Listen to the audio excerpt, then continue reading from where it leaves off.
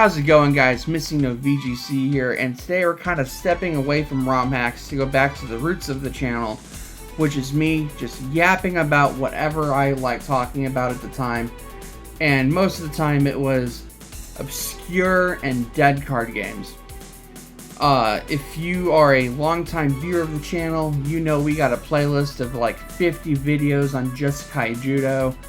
We have a playlist on Bandai Yu-Gi-Oh! It goes over how to play it. A match between my brother and I. We even did like a draft duel with like 85 card decks. That was a disaster, but it was so much fun. We've even discussed the Zatch Bell card game on here at one point. So we've discussed some super obscure things.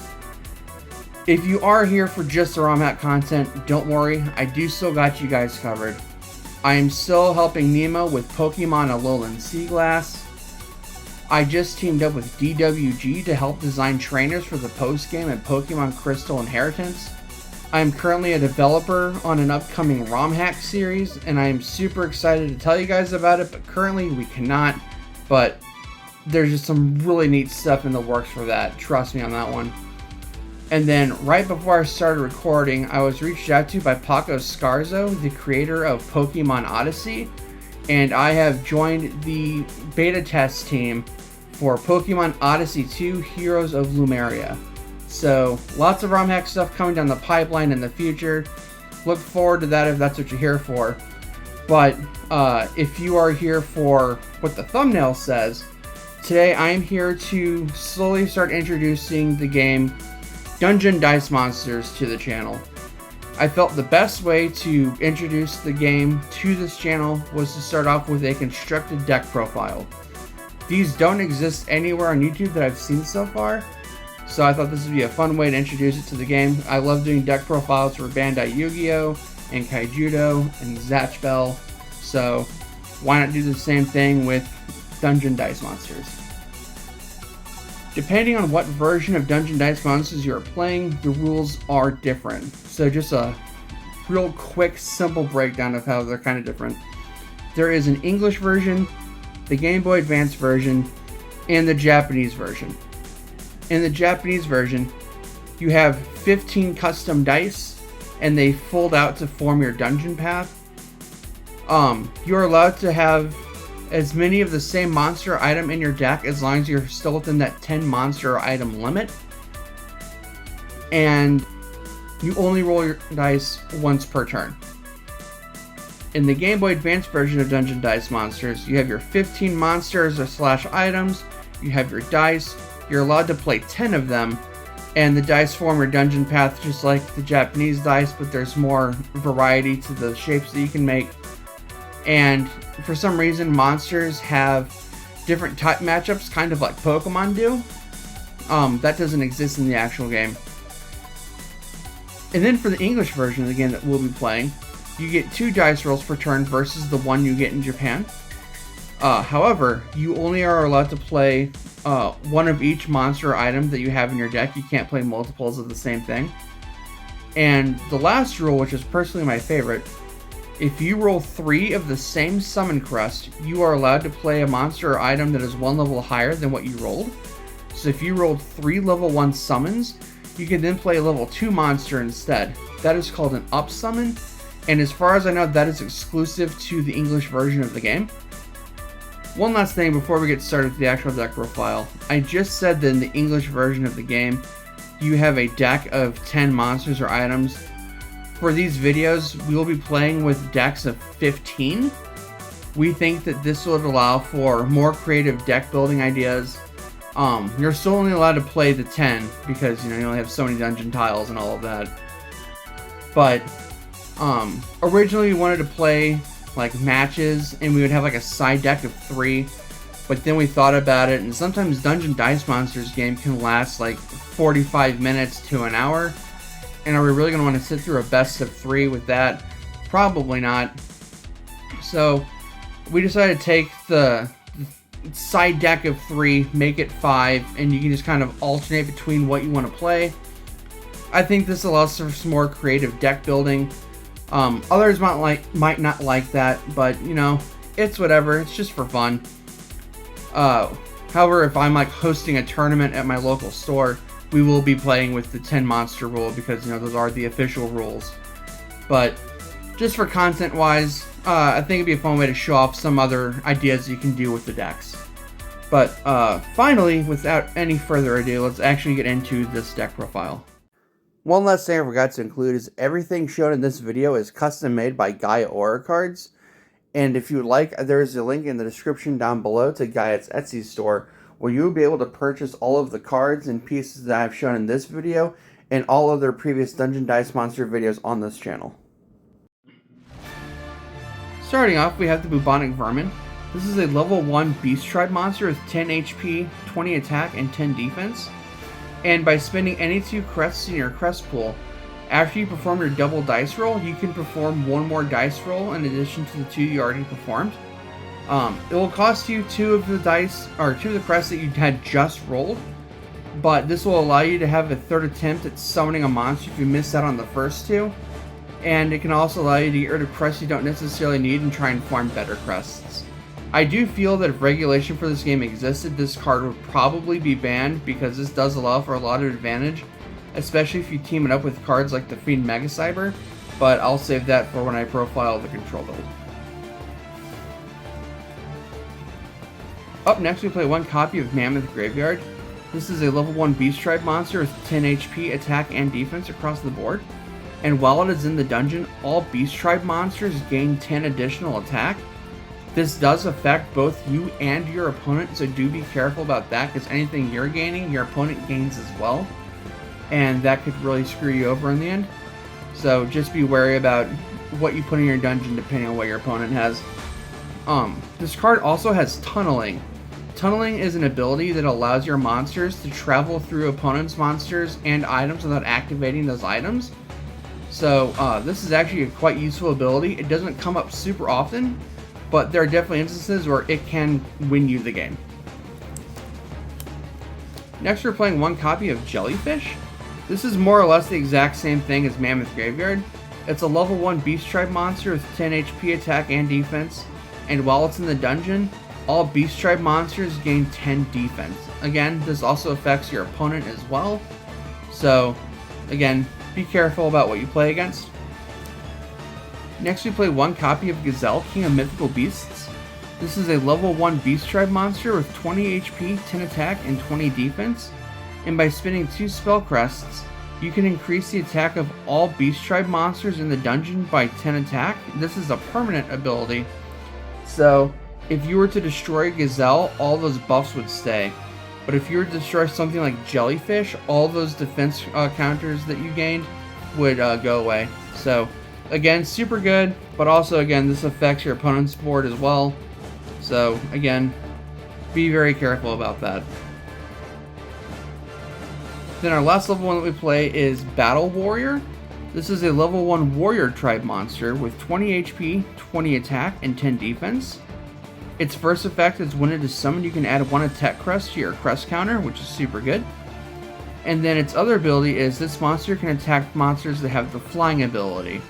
We'll go over flying a bit more, just know that that is super handy because flying monsters are kind of a pain. Moving on to level 2 cards, we have Graceful Dice to start things off. It is a level 2 Dark type monster with 20 HP, 10 attack, and 20 defense.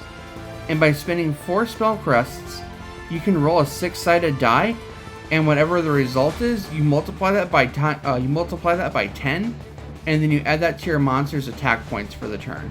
So if you roll a 5, whatever monster you want to give gets 50 extra attack. This helps get over basically anything in the game. So this is a super good card, and it comes in handy quite a bit. Next we have Harpy Lady. This is a level 2 Beast Tribe monster with 20 HP, 10 attack, and 10 defense. And when this monster is summoned into the dungeon, you can spend 3 spell crests to destroy any monster in the dungeon that has the Tunneling ability. That ability doesn't necessarily come up too terribly often, but the main reason you play this is for its flying ability. Flying, like Tunneling, is another movement-based ability that makes it so monsters that have flying can only be attacked by monsters that also have flying unless a card says otherwise. But to counter that, if your monster has flying, it requires 2 progress crests to move 1 space versus just 1 like all other monsters. So you get more like combat defense, but at the cost of movement. So that's something to keep in mind. But also, if your opponent doesn't have a way to deal with a monster that has flying, and you just slap a monster flying right in front of your monster lord, there's a good chance that you're just going to win the game. So that's also something to consider. Next, we're playing Catapult Turtle. This is a level 2 Beast Tribe monster with 20 HP, 10 attack, and 30 defense. And just like Harpy Lady, when this monster is summoned in the dungeon, you get to destroy a monster. But unlike Harpy Lady, this destroys monsters with flying. So, nice bulky defense is always really good. Being able to destroy something with flying just by bringing it into play is also really good. That could, again, win you the game if you have no other way to deal with flying. So, Catapult Turtle, pretty decent monster. This next one is arguably the most powerful card in the game, simply because of our double dice roll rule. This card is nowhere near as powerful in Japan. But since we get to roll the dice twice, we get twice as many crests that accrue per turn. But Blast Lizard is a level 2 Beast Tribe monster with 20 HP, 10 attack, and 10 defense. And its ability is, you can select one level 1 monster or item in the dungeon, destroy that monster/item, and then to destroy a level 2 or higher monster, spend 1 extra magic crest for each level above level 1. So to destroy a level 1 monster item, you have to spend 3 spell crests. Cool, whatever. But just by spending 6, you can destroy literally anything in the dungeon from anywhere. Even if your opponent has a god out like Obelisk the Tormentor, you can just drop this monster, spend 6, and then just destroy Obelisk the Tormentor from the opposite side of the board. This card is crazy, but it's only as good as it is because of the American rules. This card is not that broken in Japan. It's actually quite fair. I wouldn't say fair, but it's not as broken as it is for us here. And then finally, we have the Insect Queen. She is a level 3 Beast Tribe monster with 30 HP, 20 attack, and 30 defense, so she's quite bulky. And she has 2 abilities in addition to that. By spending 4 magic crests, you can target any empty spot on the board that doesn't have a dungeon path on it, and make that piece of the board impossible to put dungeon pieces on. It just adds more obstacles you have to build around, and that's really, really fun. She kind of can block off your opponents from doing more good pathing and stuff like that. She's really annoying. In addition to that, her other ability is she gains 10 extra attack points for every other beast tribe in the dungeon. So not including herself, but anything else you control and anything your opponent controls. If it's a beast monster, it just makes her stronger. And there have been so many games where she has become easily like 100 attack or more and just goes through everything. Alright, so the last 5 cards of the deck, I wanted to leave mostly as custom cards that can either be made by Gaia or cards that might not be like super suited for like a main deck normally, but are like optional cards that could be situationally good. There are some cards I don't necessarily agree with that I have in these next 5, but it is what it is. Once I get set 8, that introduces like perfectly ultimate Great Moth and stuff like that. Maybe I'll mess with some cards in there, because right now this is kind of warrior heavy. So starting off, we have Insetsu. This is a level 2 warrior monster with 20 attack, 20 HP, and 10 defense. And whenever your opponent's monster's special ability is activated, you can negate it by spending 3 trap crests. This is honestly a really good card. It's kind of a staple card because it just negates abilities from happening, and it's super, super good. I do think I would keep Insetsu out of like these 5 that I am showing off, because Insetsu is just super, super good. Up next, we have Swordstalker. And if you are familiar with Dungeon Dice monsters, it is actually the exact same as Shadow Ghoul, aside from its stat layout. Swordstalker is a level 2 Warrior Tribe monster, while Shadow Ghoul is a level 2 Invincible Tribe monster. They both have the ability that this monster adds 10 extra attack points to itself for each of the monsters you control that have been destroyed. So the more things you have dead, the stronger they get, which is really good. The only difference is Sword Stalker has 20 HP, 10 attack, and 20 defense, while Shadow Ghoul has 30 HP, 10 attack, and 10 defense. The only reason I'm playing Sword Stalker in this build at the moment is Shadow Ghoul is currently in my control deck pool, dice pool, and that's just what I had extra laying around. These two are actually very interchangeable. Usually if my opponent's playing a Warrior Tribe deck and they want to play the Sword Stalker, they all get that so their deck performs as optimally as it can, because Sword Stalker really doesn't have a point in this except to be like a last-ditch effort kind of card. So they'll definitely benefit from it more. So just to be fair to the opponent, Sword Stalker is something that they get access to as well. Next you have the Knight of Twin Swords. This card I'm kind of mixed on. It's like definitely a very, very good card, but I don't like it in the Beast Tribe deck. I know it's not ideal to play just strictly Beast Tribe cards in the Beast Tribe deck. That's not very strategic. But despite how great this card is, I just don't like how it really performs in here. But Knight of Twin Swords is a level 2 Warrior Tribe monster with 30 HP, 20 attack, and 10 defense. It has 2 abilities. This monster can move 2 squares for each progress crest that you spend, but it cannot perform a regular movement if you use this ability.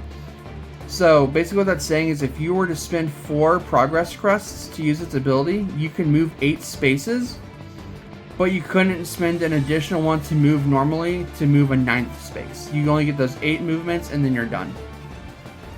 Its second ability is this monster can perform attack against one monster for every 2 attack crests spent, but then you can't perform a normal attack again. So spend 2 attack crests, this monster can attack twice, so if they can defend you once, but they don't have the defense to defend again, you'll probably kill that monster. It's a quite oppressive card, it's really good, but like I said, I don't really like it in here, but it is what it is. It's still a really good monster. Next, this one's kind of funny. I play Yamadron. I believe this is another Gaia exclusive card. This is a level 2 Dragon Tribe monster with 10 HP, 10 attack, and 20 defense. And while you control no other Dragon Tribe monsters in the dungeon, this monster gains 10 extra attack and 20 extra HP. So it becomes a 30-20-20 for 2, which is really good because you don't play any other dragons, so it just always becomes this. And if your opponent is playing dragon stat boosters like Petite Dragon or Parrot Dragon, it also gains those buffs as well. So that's also really funny. So it's just a fun little counter for dragon decks, so I think it's pretty neat. And last we have Dungeon Worm. This card is actually kind of broken if your opponent doesn't have an answer to it. This is another Gaia exclusive card. This is a level 2 Beast Tribe monster with 20 HP, 10 attack, and 0 defense. And it also has the tunneling ability. And its 3 effects are only monsters that have tunneling can attack this monster. So it basically has what flying is, but for tunneling now. And tunneling isn't a super prioritized ability to have on things. So if your opponent isn't playing something with tunneling and they have no way of destroying it, you just pretty much win the game. This monster can move through empty spaces in the dungeon, as long as its movement ends somewhere within a dungeon piece. So what that is saying is, I have some dungeon pieces here. Let's say I have this piece and this piece in the dungeon. Instead of me having to go 1, 2, 3, 4, 5, 6, 7, I could just go 1, 2, and then I'm where I need to be.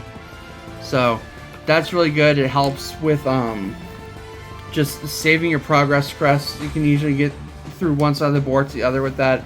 It's a really good ability. I really like it. And then its last ability is by spending 2 spell crests. When this monster goes through a monster by using its tunneling ability, you can place 1 damage counter on that monster.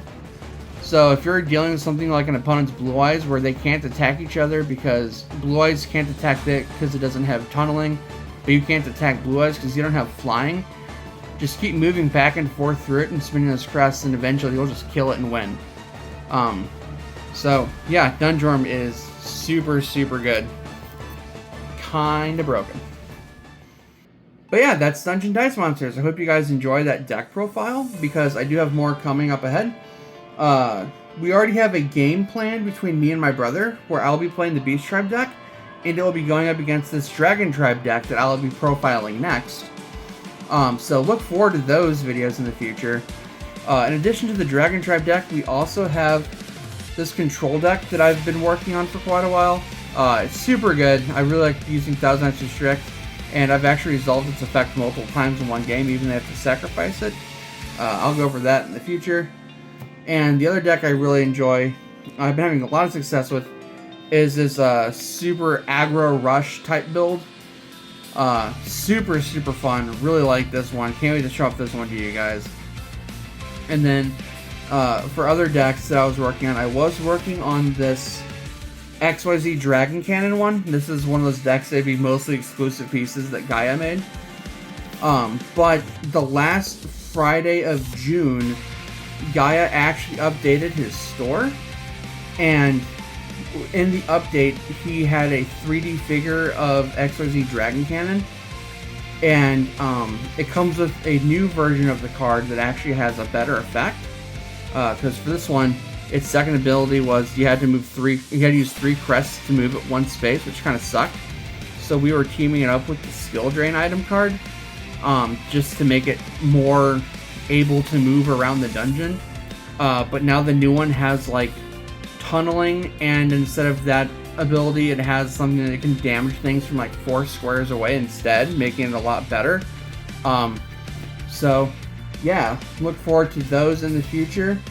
I will have a picture of all of the cards up and a list of what sets they all come in if you wish to make these decks using Gaia's pieces as well, just so you know where to go and what you need to get from where. But yeah, this has been MissingNoVGC. Hope you look forward to more stuff like this in the future, and I will catch you guys later.